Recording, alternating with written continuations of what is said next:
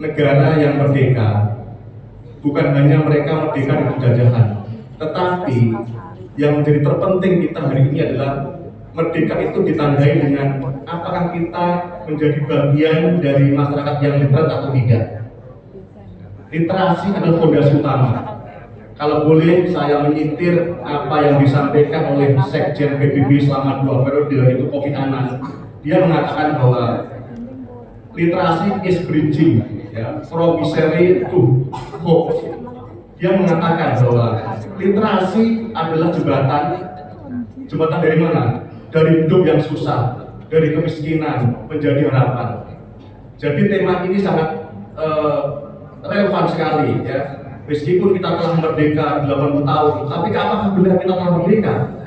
Apakah kita telah menjadi orang-orang yang secara pikiran, secara kompetensi telah memiliki syarat-syarat dari negara yang merdeka? Itu yang menjadi pertanyaan buat kita semua.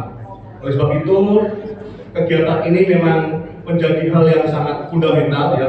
Bagaimana nanti kita bisa memastikan bahwa dengan literasi salah satu upaya kita untuk menuju kesadaran kemerdekaan berpikir, keberdayaan hidup, dan akhirnya nanti bisa keluar dari kemiskinan, keterbelakangan dan juga kebodohan. Kalau kita mencoba memaknai apa yang dikatakan oleh Kofi Annan, dia adalah orang pertama dari Afrika, kemudian dia mendapatkan hadiah Nobel juga. Urgensitas dari literasi itu sangat tinggi sekali, ya, sehingga itu menjadi salah satu yang dia gaungkan tidak hanya di Indonesia tapi juga di dunia. Nyatanya masih banyak negara-negara yang tingkat literasinya rendah, termasuk juga banyak tantangan yang harus kita hadapi. Negara-negara Skandinavia dengan berbagai terobosan-terobosannya telah menunjukkan bahwa mereka layak disebut sebagai negara literat.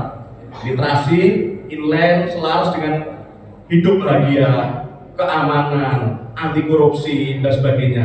Oleh sebab itu, ini adalah upaya kita bersama agar yang pertama adalah bahwa literasi ini sebagai jalan keluar dari kemiskinan. Banyak yang orang hidup miskin itu sebenarnya bukan karena dia tidak mau bekerja, bukan karena dia malas, tetapi lebih karena dia belum memiliki akses terhadap informasi, akses terhadap pengetahuan, sehingga gerakan literasi perpustakaan adalah sarana atau media untuk bisa memberikan akses yang terbuka kepada semua masyarakat. Yang kedua adalah bahwa literasi, kalau kita maknai dan apa yang dikatakan Kofi Annan adalah literasi membawa kesadaran dan harapan. Ketika kita bisa membaca dan menulis, kita akan lebih sadar lagi. Hari ini kita dibanjiri dengan berbagai informasi, tapi apakah kita sadar bahwa informasi yang kita terima dari media sosial, dari WA group, ini adalah sebuah kebenaran, ini sebuah fakta atau sebuah opini? Orang literat, dia bisa membedakan, bisa memilah-milah mana yang dikatakan sebagai fakta, mana yang dikatakan sebagai hoax, mana yang opini, mana yang fakta. Itulah orang yang literat.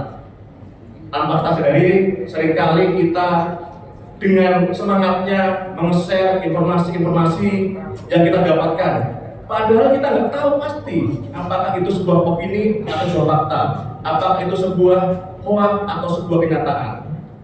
Terus kemudian yang tidak kalah pentingnya bahwa literasi adalah bridging, jembatan untuk perubahan sosial. Gerakan-gerakan sosial, gerakan literasi itu berangkat dari orang-orang yang memiliki paham, pengetahuan, idealisme yang tinggi, dan orang-orang literatlah yang memiliki itu.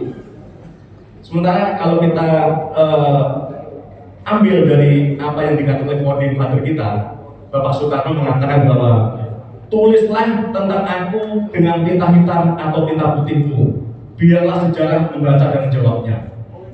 Tulisan ini memang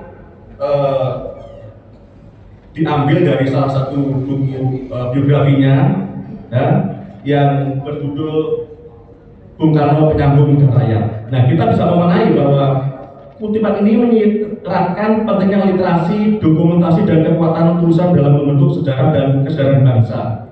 Oleh sebab itu, Kegiatan kita pada hari ini adalah sebagian proses itu. Kita bisa mendokumentasikan, kita bisa menuliskan apa-apa yang menjadi kearifan lokal, budaya lokal di Kabupaten Magetan ini.